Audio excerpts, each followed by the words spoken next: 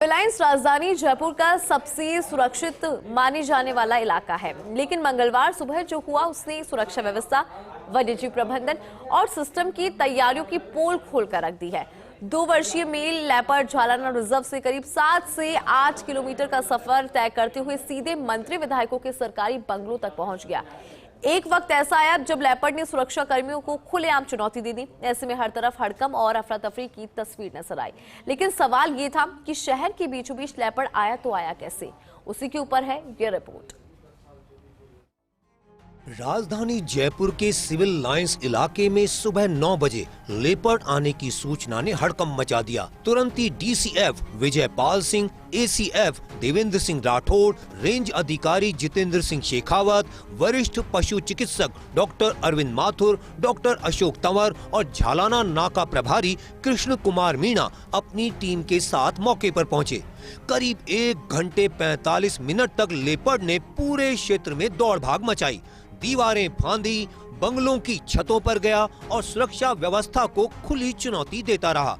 हालांकि अंत में सिविल लाइंस के मित्तल भवन में वन विभाग के डॉक्टर अशोक तंवर ने उसे सफलतापूर्वक ट्रैंकुलाइज कर लिया। जिनके मकान में था जैन साहब के, उन्होंने बताया कि पार्किंग जो हमारी उसके अंदर आया है, तो हमने बड़ी हिम्मत दिखा के पार्किंग में घुसे। लेकिन पार्किंग में एक गेट और था, गेट के अंदर कुछ अपना पुराना सामान और लॉन्ड्री का जो रखते हैं ना, वहाँ पे वो मिल गया और दिखाई नहीं दे रहा था। हमने बाल्टी फेंकी और बाल्टी से वो आया और जैसे ही मेरे पास आया मैं बिल्कुल तैयार था खिड़की के ऊपर, और पहले ही शॉट के अंदर उसका ट्रंक्लाइज हो गया। इस घटना की सबसे चिंताजनक बात यह रही कि इतने हाई प्रोफाइल घटनाक्रम के बावजूद वन विभाग का कोई भी वरिष्ठ अधिकारी मौके पर नहीं पहुंचा।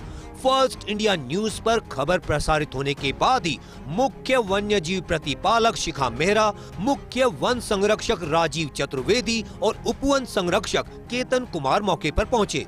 अब मूल सवाल ये है कि लेपर्ड यहाँ पहुंचा कैसे। सूत्रों के अनुसार वह रेलवे ट्रैक के किनारे किनारे चलता हुआ सिविल लाइंस तक आया।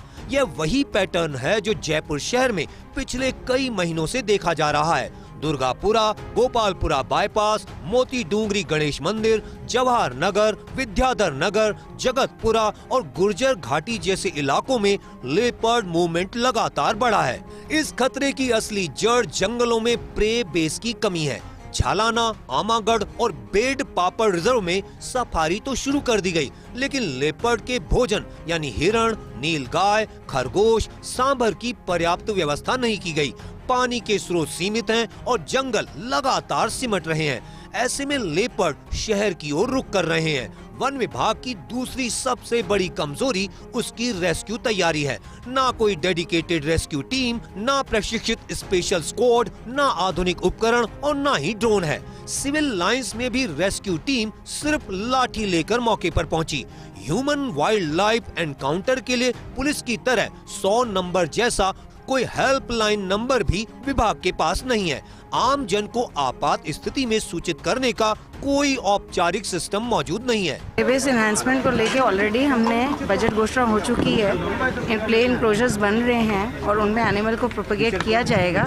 वर्तमान में अभी जितने भी वाइल्ड लाइफ है वो अपने एरियाज में तो उनका नॉर्मल प्रोपेगेशन हो ही रहा है, बढ़ोतरी हो रही है, लगातार स्टेप्स चल रहे हैं। और आज आप लोग के सबके सहयोग से we have successfully rescued without any injury, without any damage. मेरा सिर्फ एक ही निवेदन है जो मैसेज सबको जाना चाहिए कि जब भी ऐसा कोई घटना हो इमीडिएटली विभाग को सूचित करें।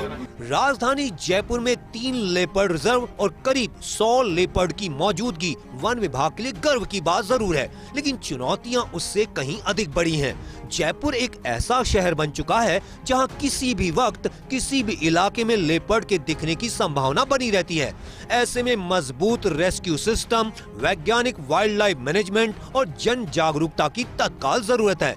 जयपुर को अगर लेपर्ड कैपिटल बनाना है तो उसे सुरक्षित भी बनाना होगा, लेपर्ड के लिए भी और इंसानों के लिए भी। Nirmal Tiwari, first India news, Jaipur.